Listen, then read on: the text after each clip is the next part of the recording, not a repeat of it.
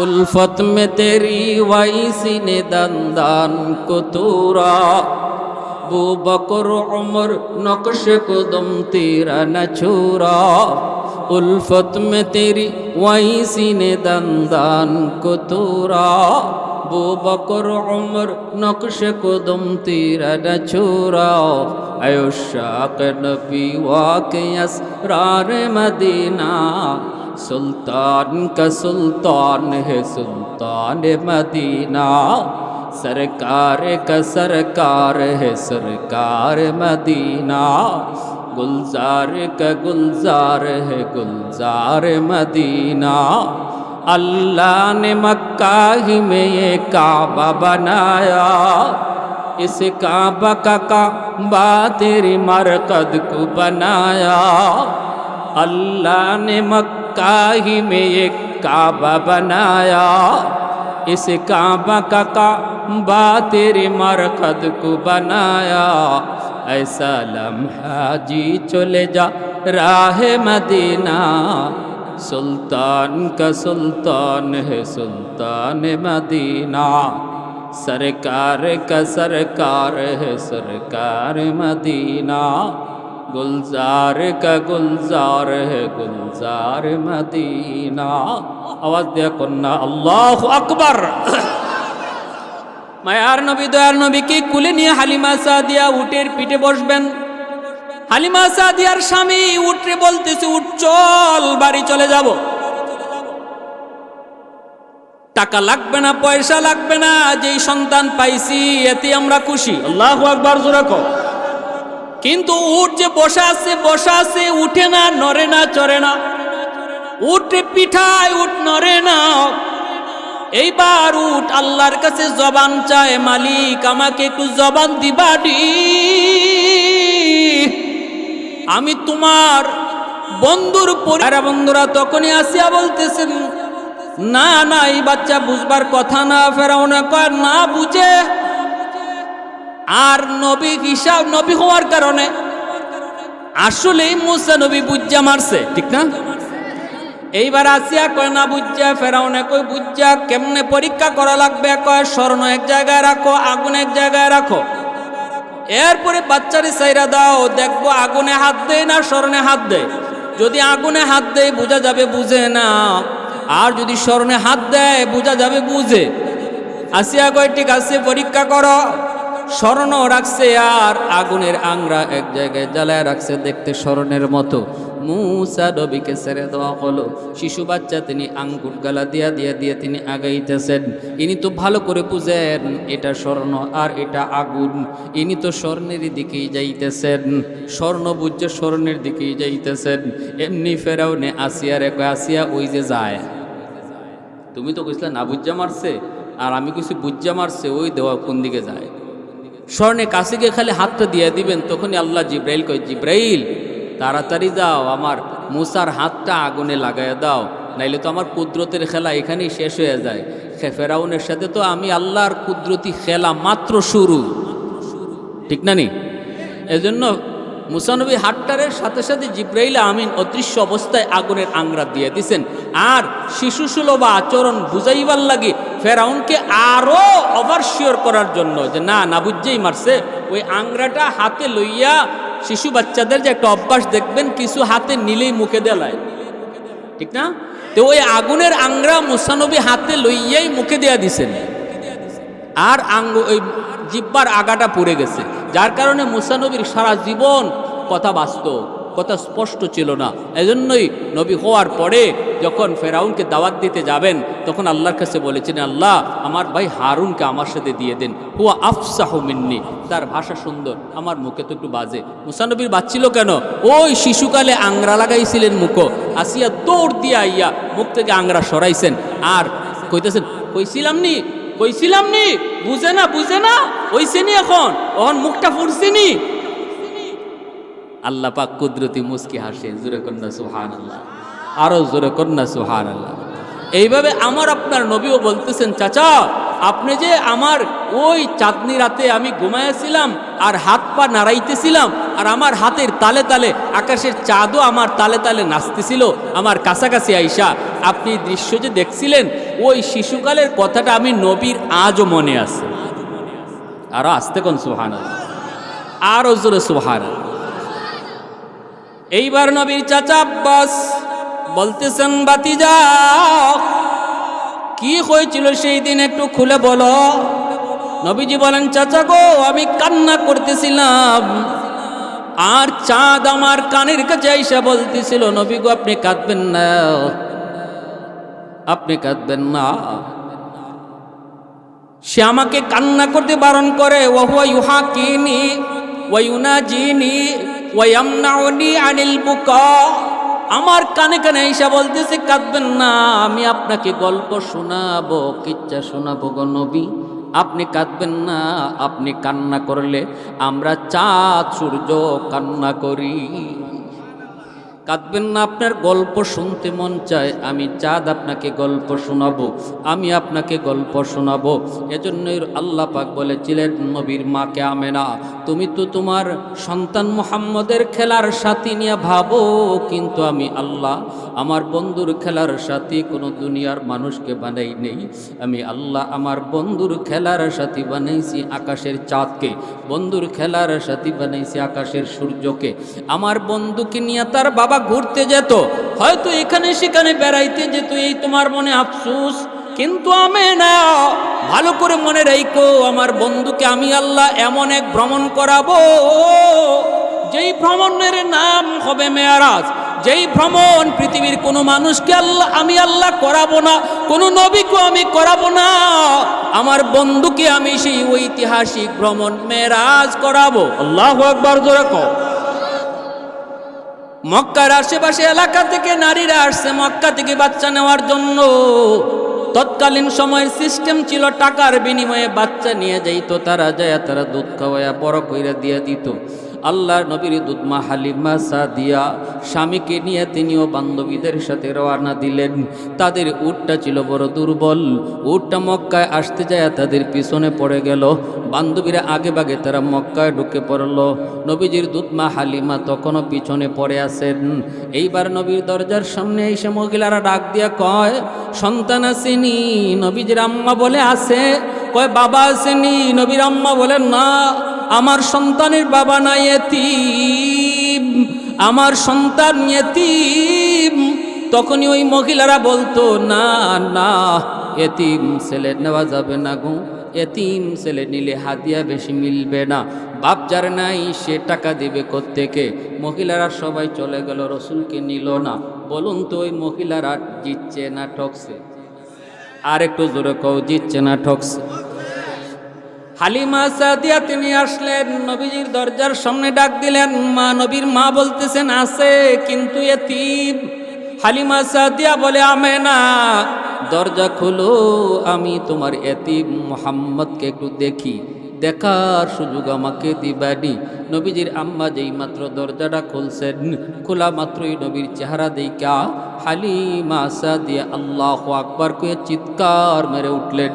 ডাক দিয়ে বলতেছেন, গো আমেনা, আমি হালিমা জীবনে কত সন্তান দেখেছি, কিন্তু তোমার মুহাম্মদের মতো এত সুন্দর সন্তান আমি জীবনে কোনোদিন দেখি নাই। আমেনা বলতেছে, হালিমা তুমি কেমন করে দেখবা, আমি আমেনাও দেখি নাই। আল্লাহ পাক কই, জিব্রাইল আমার বন্ধুর মতো সুন্দর আর কাউকে ওরা দেখে নাই, তুমি জিব্রাইল দেখছনি? জিব্রাইল আমিন কয়, আল্লাহ আমি পৃথিবীর উত্তর থেকে দক্ষিণ, পূর্ব থেকে পশ্চিম তামাম দুনিয়া আমি সফর করেছি, কসম করে বলতে পারি মালিক তোমার বন্ধুর মতো আমি জিব্রাইল কাউকে দেখি নাই। তখনই আল্লাহ পাক কয়, জিব্রাইল তুমি কেমন করে দেখবা, আমেনা কেমন করে দেখবে, হালিমা কেমন করে দেখবে? আমি আল্লাহ কি বলি শোনো, আমার বন্ধুর মতো সুন্দর আর একজন পৃথিবীতে আমি আল্লাহ অতীতে বানাই নাই, কিয়ামতের আগে বানাবো না। উলফত মে তেরি ওয়াইসি নে দান কতুরা, अबू बकर उमर नक्श कदम तेरा न छोड़ा, उल्फत में तेरी वही सीने दंदान को तोड़ा, अबू बकर उमर नक्श कदम तेरा न छोड़ा, আয়শাক নবী ওয়াকে আসরার মদিনা সুলতান কা সুলতান হে সুলতান মদিনা सरकार का सरकार है सरकार मदीना गुलजार का गुलजार है गुलजार मदीना अल्लाह ने मक्का ही में ये काबा बनाया इस काबा का काबा तेरी मरकद को बनाया अल्लाह ने मक्का ही में ये काबा बनाया इस काबा का काबा तेरी मरकद को बनाया ऐसा लम्हा जी चले जा राह मदीना सुल्तान का सुल्तान है सुल्तान मदीना सरकार का सरकार है सरकार मदीना गुलजार का गुलजार है गुलजार मदीना आवाज दिया कन्ना अल्लाह अकबर मायार नबी दयार नबी की कुले निये हालिमा सादिया उटेर पीठे बसबेन हालिमा सादियार स्वामी उठरे बोलतेছে उठ चल बाड़ी चले যাব টাকা লাগবে না পয়সা লাগবে না যেই সন্তান পাইছি এতে আমরা খুশি আল্লাহু আকবার জোরে কও কিন্তু উট যে বসা আছে উঠে না নড়ে না চড়ে না উঠে পিঠায় উঠ নড়ে না এইবার উট আল্লাহর কাছে জবান চায় মালিক আমাকে একটু জবান দিবাডি আমি তোমার বন্ধুর পরিচয়টা আমার মালিককে শোনাইতে চাই সাথে সাথে উটের জবান আল্লাহ খুলে দিয়েছেন উট জবান দেয়া কয় মালিক আমারে পিটাও না মাইরো না যতই মারো উঠবো না হাঁটবো না কারণ তোমার বিবি কাকে কুলে নিয়ে পিছনে বইছে তুমি তারে না চিনলো তোমরা তারে না চিনলো আমি উট তারে চিনে ফেলেছি ইনি আখিরি জামানার নবী ইনি রাহমাতুল লিল আলামিন ইনি সাইয়্যিদুল মুরসালিন ইনি দু জাহানের বাদশা যার উসিলায় আল্লাহ কায়নাত সৃষ্টি করেছে ওনাকে যদি পিছনে রাখো মালিক তুমি যদি সামনে বসো নবীর সাথে বেয়াদবি হয় তুমি পিছনে চলে যাও আর তোমার বিবিরে কও রাসূলকে কুলে নিয়ে উটের সামনে বইতো আমি উটকে মারা লাগবে না আঘাত করা লাগবে না আমি দ্রুত বেগে দৌড়াইতে থাকবো সাথে সাথে হালিমা সাদিয়ার স্বামী ডাক দিয়ে কয় গো হালিমা কাকে কুলে নিয়ে আইছো তুমিও চেনো না আমিও চিনলাম না কিন্তু উট তারে চিনে ফেললো সামনে চলে আসো মায়ার নবীকে নিয়ে যখনই হালিমা সাদিয়া রাসূলকে নিয়ে সামনে বসলেন সাথে সাথে উট হাঁটা শুরু করে দিল এইবার উঠে আবার কয় মালিক আরেকটা আবদার করি জীবনে আর কোনোদিন রাসূল আমার পিঠে উঠবেন কিনা জানি না তবে আমার পিঠে যেহেতু রহমতের নবী দু জাহানের বাদশা বইছে ও মালিক আমি উটের লাগামটা রাসূলের নরম হাতে লাগায় দাও নবীজির নরম হাতে আমি উটের লাগামটা ধরায় দাও যেই মাত্র নবীজির নরম হাতে সেই তুলতুলে হাতে শিশু বাচ্চার হাতে যখন লাগাম লাগায় দেওয়া হলো খাসাইসুল কুবরা নামক কিতাবের ভিতরে লিখেন সাথে সাথে উটের শক্তির মধ্যে আল্লাহ বরকত বাড়ায় দিল মক্কা আসার সময় যেই উট তাল মিলে আসতে পারতো না এখন দেখা যায় সেই উটের গায়ে শক্তি চলে আসলো গো দ্রুত বেগে উট দৌড়াইতে লাগলো বান্ধবীদেরকে অল্প সময় পিছনে ফেলে দিল বান্ধবীরা ডাক দিয়ে কই হালিমা এটা কোন উট মক্কা যাবার সময় যেটা এটা নাকি অন্য কোনো উট হালিমা সাদিয়া কয় না গো বান্ধবীরা নতুন কোনো উট নয় এটা পুরানটা ওই শক্তি এলো থেকে হালিমা সাদিয়া কয় মক্কা যাবার সময় উটের লাগাম ছিল আমার স্বামীর হাতে আর এখন বাড়ি যাবার সময় উটের লাগাম রাহমাতুল লিল আলামিনের হাতে সুবহানাল্লাহ ওয়া বিহামদিহি সুবহানাল্লাহ হালিমা সাদিয়া বাড়ির দিকে রাসূলকে নিয়ে রওনা দিয়েছেন আল্লাহ পাক দুনিয়ার বরকত রাজিকে ডাক দিয়া কয় এ দুনিয়ার বরকত এখন আর ই ঘর হালিমার ঘর না এটা আমার বন্ধুর ঘর অতএব আমার বন্ধু ঘরে ঢুকবার আগে আগে হালিমার ঘরে তোমরা বরকত ঢুকে যাও এজন্য হালিমা সাদিয়ার রসুলকে নিয়ে ঘরে যাওয়া মাত্রই সব কাজে বরকত বেড়ে গেল। যেখানে সারা জীবন বকরি রাখালি করছেন, বকরি রাখালি করতো ওনার আরেকটা ছেলে আব্দুল্লাহ, পেট ভরতো না, কিন্তু রসুল যেই মাত্র হালিমা সাদিয়ার বাড়িতে গেছেন, এখন দেখা যায় অল্প খাইলে বকরির পেট ভরে যায়, উটের পেট ভরে যায়। মানুষ আলাপ করে, ব্যাপার কি, হালিমার উট কই রাখে, এভাবে ফ্যাট বইরে খাইয়া আয়, তোরা ওখানে রাখ, অন্যজনের উট ছাগল এখানে রাখে, এভাবে ফ্যাট ভরে না, কিন্তু এই উটগুলা এই ছাগলগুলা ফ্যাট ভরে চলে আসছে। রসুলের সব জায়গা বরকত আর বরকত বেড়ে গেল। ওই বরকত নবীর আলোচনা, এই আলোচনাটা হলো মিলাদুন নবীর পাঠ। এটা রসুলের জন্ম বৃত্তান্তর সাথে সম্পৃক্ত। যেই মাত্র রসুলের বয়স 40 হয়ে গেল, তখনই আল্লাহর পক্ষ থেকে ওহী নাজিল হলো, রসুলকে নবুয়তি দান করা হলো। তখন থেকে রসুলের জীবনের সিরাতুন নবীর পাঠ। রসুলের জীবন দুই ভাগে বিভক্ত, একটা হলো জন্ম থেকে নিয়ে 40 বছর পর্যন্ত, এই পাঠটা হলো মিলাদুন নবী, জন্ম সংক্রান্ত আলোচনা। আর 40-এর পর থেকে নিয়ে 63 বছর পর্যন্ত রসুলের জীবনের এই পাঠটা হলো সিরাতুন নবী। এই সিরাতুন নবীর আলোচনার ভিতরে আমরা নামাজ পাবো, রোজা পাবো, হজ পাবো, হালাল পাবো, হারাম পাবো। অর্থাৎ কোরআন নাজিল হয়েছে 40-এর পরে, 40-এর পরের জীবনী নিয়ে আলোচনা করলে হালাল হারামের বিধিবিধান পাওয়া যায়, নামাজ রোজার আলোচনা পাওয়া যায়। অতএব সিরাতুন নবী রসুলের যে 40-এর পরের অংশ, এই হায়াতের এই অংশে আলোচনা করাটা ফরজ, এবং এই আলোচনা মাননীয়, এটা পালনীয়। এজন্য সিরাতুন নবী হলো পালন করার বস্তু, আর মিলাদুন নবীর আলোচনা এতক্ষণ আপনাদেরকে যা শোনাইছি এগুলা হলো স্মরণীয় আলোচনার বিষয়। আলোচনা করলে নফল বন্দেগীর সওয়াব, রসুলের জন্ম কিভাবে হয়েছিল, জন্মের সময় অলৌকিক ঘটনা কি ঘটছিল, রসুলকে নিয়ে উঠে কি কইছিল, এই আলোচনাগুলো শুনবো। এখানে আমরা নামাজ রোজা হালাল হারামের বিধান পাবো না ঠিক, কিন্তু নফল বন্দেগীর সওয়াব হবে, ঈমান তাজা হবে। কিন্তু সিরাতুন নবীর আলোচনা না করলে আপনি নামাজই পাইবেন না, আপনি রোজাই পাইবেন না, আপনি হালাল হারামই পাইবেন না। যারা বলবে মিলাদুন নবী মানি, সিরাতুন নবী মানি না, এরা রসুলের জীবনের ওই কোরআনের অংশকেই মানল না, হালাল হারামের বিধিবিধান যে অংশ পাওয়া যায় এটাকেই মানল না। ভাইয়ের আমার, কোনোটাই মানি না বলা যাবে না, মানি আমরা সবই, কিন্তু বুঝতে হবে একটা আলোচনার বিষয় আর একটা পালন করার বিষয়। পালন করার বিষয়টাই যদি তুমি কেউ মানো না, তাহলে তো তুমি রসুলের জীবনের আলোচনাই করলা না। নামাজ পাইবা কর্তিকা, রোজা পাইবা কর্তিকা। সিরাতুন নবীর আলোচনা করা ফরজ, আর মিলাদুন নবীর আলোচনা করা নফল। অতএব কেউ যদি কই মিলাদুন নবী মানি, সিরাতুন নবী মানি না, সেজন্য লঙ্গি খুললা পাগড়ি পরলো। সে কি করলো? লঙ্গি খুললা পাগড়ি পরলো। পাগড়ি পরা তো নফল, আর লঙ্গি পরা, লঙ্গি পরা জোরে কই। এই জন্য আমরা বিতর্কে যাই না, আমরা বুঝের কথা বলি। মিলাদুন নবী মানি না, এটাও ঠিক না। যদি কেউ মানি না, তাহলে রসুলের জন্ম বৃত্তান্ত আপনি মানেন না, মানতে হবে।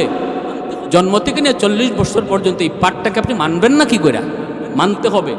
এটা হলো আলোচনার বিষয়, শুনলে নফল বন্দেগীর সওয়াব। সিরাতুন নবীর পাঠ হলো আমার পালনীয় বিষয়। রসুলের সিরাতুন নবীর পাঠ থেকে একটা ঘটনা শুধু মন দিয়ে শুনেন, আমি আপনাদেরকে শোনাই। দেখেন রসুলের আখলাক, ওখান থেকে কত মাসালা বের হয়েছে, শরীয়তের কত বিধিবিধান বের হয়েছে। রসুল একটি ইহুদি এলাকা দিয়ে যাইতেছেন, নবীজির সাথে আছেন হযরত আলী রাদিয়াল্লাহু তাআলা আনহু। আল্লাহ রসুল যাইতেছেন, ওই অবস্থায় ওই ইহুদি এলাকায় একজনই মাত্র মুসলমান। সে আইয়া রসুলকে বলতেছে, নবী গো, এই এলাকায় মুসলমান আমি একা, সব ইহুদি, অভাব যায় না, দুর্ভিক্ষ যায় না। আমি তাদেরকে বললাম, এমনি অভাব যাবে না, তোমরা এক আল্লাহর উপরে ঈমান আনো, তাহলে আল্লাহ তোমাদের অভাব দূর করে দিবে। এই কথা কইতেই ওরা সবাই কালেমা পড়ে মুসলমান হয়ে গেছে। কিন্তু নবী গো, মুসলমান হইছে ঠিক, অভাব তো গেল না। এখন তারা আমাকে বলতেছে, তোমার কথায় কালেমা পড়ে মুসলমান হয়েছি, অভাব তো গেল না। কই, কি ব্যাপার? আমাদের তো ঘরে খাওয়ার নাই। তাড়াতাড়ি তুমি খানা দেও মিয়া, খানা দাও। মুসলমান হইছি, এখন খানা দাও। আল্লাহ তো খানা দেয়, আমাদের ঘরে খানা পাঠাও, নাইলে আমরা আবার ইহুদি ধর্ম গ্রহণ করে ফেলবো। ওই লোকে কইতেছে, নবী গো, আমি এখন পড়ছি বিপদ, আমিও গরিব মানুষ, এরা খাওয়াই মুখের থেকে। আল্লাহ রসুল বলে, আলী, বাইতুল মালে কিছু আছে? হযরত আলী বলতেছে, ইয়া রাসূলুল্লাহ, বাইতুল মালও খালি, দিমুখের থেকে। রসুল পড়ছেন বিপদে। ওই সময় একজন ইহুদি, অনেক ধনী এক লোক, সে আইসা বলতেছে, মুহাম্মদ, আমি তোমাকে এই মুহূর্তে সাহায্য করতে পারি। আল্লাহর নবী বলেন, কি সাহায্য করবা? কই 40 মণ খেজুর আমি তোমাকে দিব। রসুল বলেন, তাহলে এটাই তো আমার দরকার, বিনিময়ে তুমি কি চাও? কই 40 মণ খেজুর দিব 40 মিসকাল স্বর্ণ মুদ্রার বিনিময়ে। আল্লাহ রসুল বলেন স্বর্ণ মুদ্রা তো আমার কাছে এখন নাই। আল্লাহ রসুল বলেন ঠিক আছে, তুমি আমাকে 40 মণ খেজুর দিয়ে দাও, তোমাকে খেজুরের সিজনে আমি তোমাকে 40 মণ খেজুর দিয়ে দিব। এতটুকু উপকার তুমি যদি করো, খেজুরের সিজনে তোমাকে দিয়ে দিব। ইহুদি বলতেছে সিজন বুঝি না, তুমি আমাকে 3 মাস পরে দিয়ে দিবা। আল্লাহ রসুল বলেন ঠিক আছে 3 মাস পরে দিয়ে দিব। নবীজি এই কথা বলে তার কাছ থেকে 40 মণ খেজুর এলাকার মানুষের মাঝে তিনি বন্টন করে দিলেন। এইভাবে ভাইয়েরা বন্ধুরা রসুল এই বিপদ থেকে উদ্ধার হলেন। এই দিকে মাস যায়, দিন যায়, মাস যায়, দিন যায়, 3 মাস প্রায় কাছাকাছি। 3 দিন কিন্তু আরও বাকি আছে, 3 দিন আরও বাকি আছে। নবীজি ওই এলাকা দিয়ে একদিন যাইতেছেন। নবীজির সাথে আজকে আলী না, রসুলের সাথে হলেন হযরত উমর। ইহুদি রসুলের রাস্তা আটকায় দিল, বলতেছে মুহাম্মদ খেজুর কই, আমার খেজুর দাও। আল্লাহ রসুল বলেন ভাই তোমার খেজুরের কথা আমার মনে আছে, তবে 3 দিন আরো বাকি আছে। কয়দিন? জোরাকন কয়দিন? 3 দিন বাকি আছে। ইহুদি বলতেছে মুহাম্মদ 3 দিন বুঝি না, এখন দাও এখন। তার এই কথাটা ন্যায় না অন্যায়? জোরাকন না ন্যায় না অন্যায়? টাইম মতো যদি একজনই দেয়া দেয় তাহলে তো এটা ঠিক আছে, টাইম ওভার হইলে পরে সেটা অন্যায়, ঠিক না? নি কর্জা টাকা আনছি আমি 1 সপ্তাহের জন্য, 1 সপ্তাহের ভিতরে যদি দেয়া দেই তাহলে এটা ন্যায়। 1 সপ্তাহের উপরে যদি যায় তাহলে এটা অন্যায়।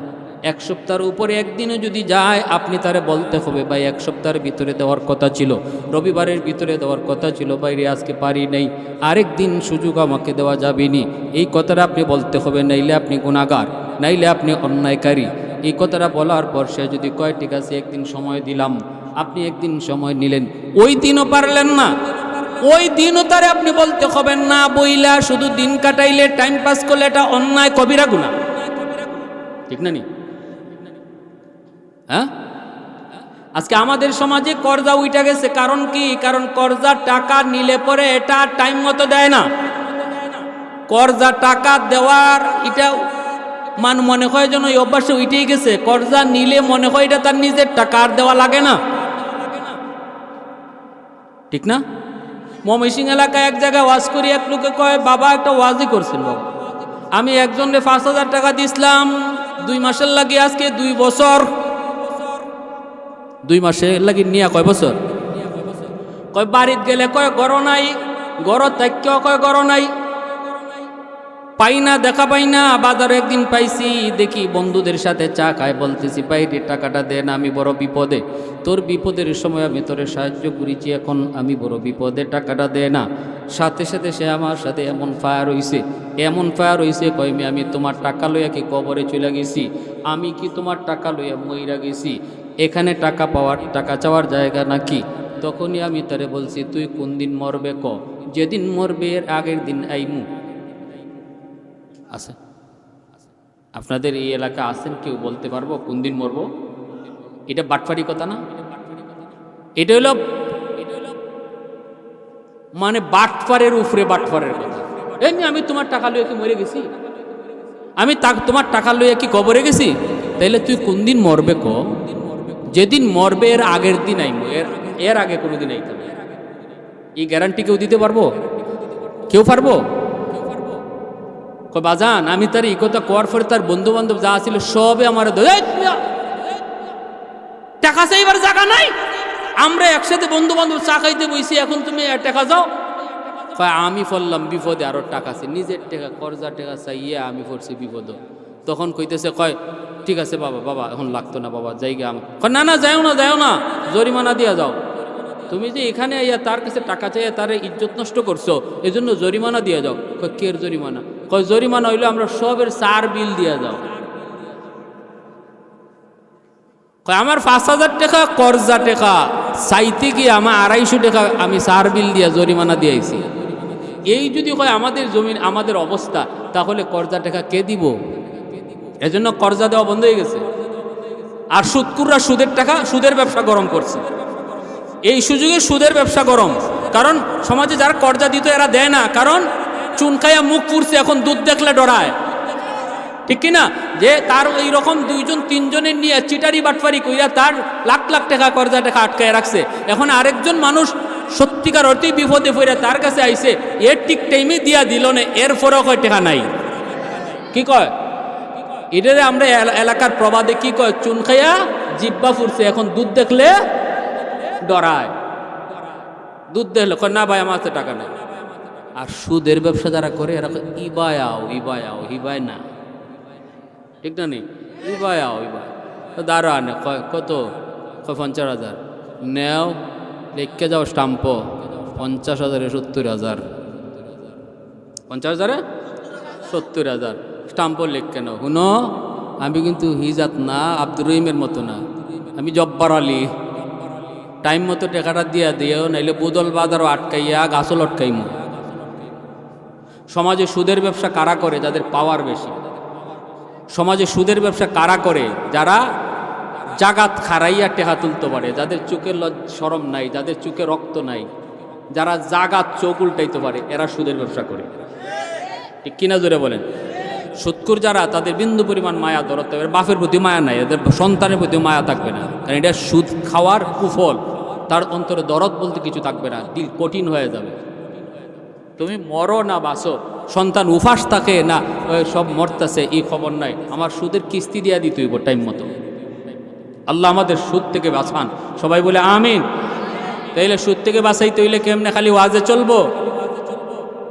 কর্জা দেওয়ার সুযোগ যাদের আছে তারা দিত। রসুল বলে দান করার চেয়ে করজ দেওয়ার মধ্যে 9 গুণ বেশি সওয়াব। আপনি দান করে দিয়েছেন একজন রে, এর থেকেও কর্জা দিলে 9 গুণ বেশি সওয়াব। এরপরও এই সওয়াবটা এখন আমরা নিতে চাই না, কারণ ডরাই। আমাদের খাসলত খারাপ, আমরা কর্জা নিলে আর এই টাকা ফেরত দিই না, টাইম পাস করি করি করি আর এই টাকা ফেরত দিই না। এই জন্য আল্লাহর ওয়াস্তে আপনাদের কাছে বলি, হাত জোর করে আমি প্রায় ওয়াজি কথাটা বলি, যারা করজ আনছেন করজ টাকা টাইম মতো দেয়া লাইয়েন, বিপদে পড়লে আরেকবার পাইবেন। আর যদি না দেন তাহলে আপনি তো পাইবেন না, না ওই আপনার কারণে আরো 5 জনে পাইতো না, আর সুদ গরম হয়ে যাবে। আল্লাহ নবীর সাথে ইহুদি খারাপ আচরণ করতেছে। মোহাম্মদ, শেষ দিয়ে দিব, আর বেশি সময় নেই, আর 2-4 মিনিট। মোহাম্মদ, এই মুহূর্তে আমার খেজুর দাও। নবীজি বলে ভাই 3 দিন টাইম বাকি আছে। কয় 3 দিন বুঝি না। এই বইলা বইলা আল্লাহর নবীর সাথে খারাপ আচরণ করে করে নবীজির কলারের মধ্যে সে ধরে ফেললো, চরম আকারে খারাপ আচরণ শুরু করলো।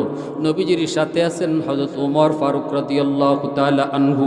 বলুন তো আপনারা, হযরত উমর নরম না গরম? আর একটু জোরে কন্যা, নরম না গরম? উমরের নাম শুনলে শয়তান আরেক রাস্তায় ভাগত।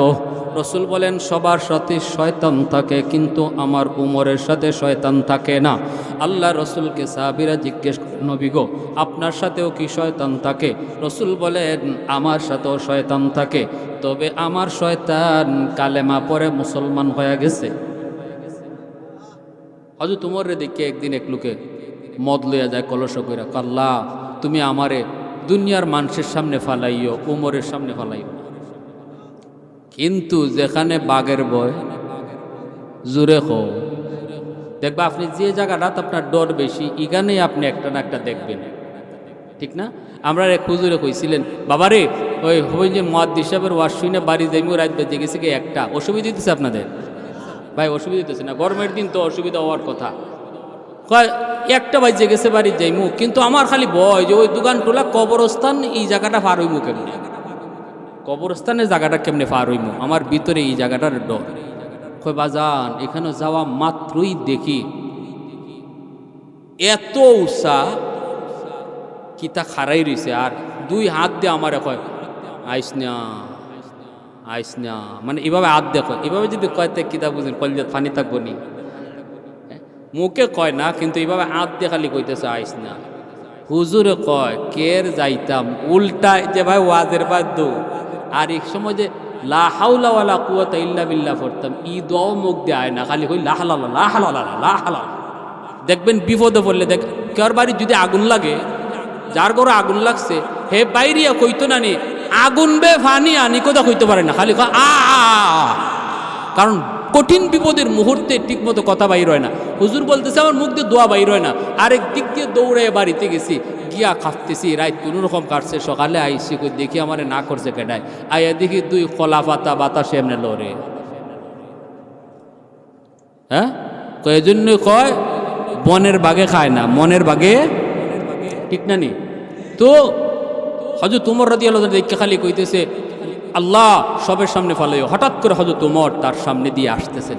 এইবার কয় আল্লাহ, কই ইসলাম ওমরের সামনে ফালাইও না, তুমি তো ওমরের সামনেই ফালাইয়া দিলা। আল্লাহ এখন কি হয় জানি না, ওমরের হাতের তলোয়ার তো খোলা। ও মালিক, আমার অন্তত আজকের দিনের জন্য তুমি বাঁচাও, জীবনের লাগে আমি মদের ব্যবসা বাদ দিমু, মদ খাইতামও না, মদ ছাইরে দিমু, আল্লাহ আজকের লাগে শুধু বাঁচাও। এই কথা কইয়া কোনো রকম রাস্তার কিনারা দিয়ে যাইতেছে কলস মদ দইয়া। হযরত ওমরের পাশ দিয়ে খালি যাইবুগা, ভাবছে হযরত ওমর দেখতেন না। হযরত ওমরের কাছাকাছি যাওয়া মাত্রই সমানে সমানে হইছেন পুরো হযরত দাঁড়াও,